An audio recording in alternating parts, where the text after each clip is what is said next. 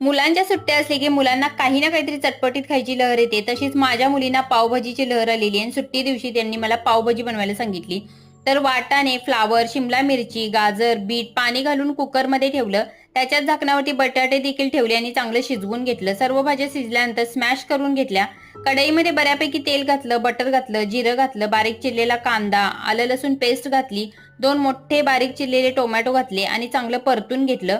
थोडीशी हळद घातली, गरम मसाला, पावभाजी मसाला, लाल तिखट, काश्मीरी लाल तिखट हे सगळं घालून तेल सुटेपर्यंत चांगलं परतून घेतलं. स्मॅश केलेल्या भाज्या घातल्या.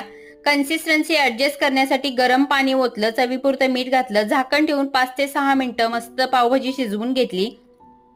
वरून थोडंसं बटर देखील टाकलं तर चालतं, पण माझ्याकडे अवेलेबल नव्हतं.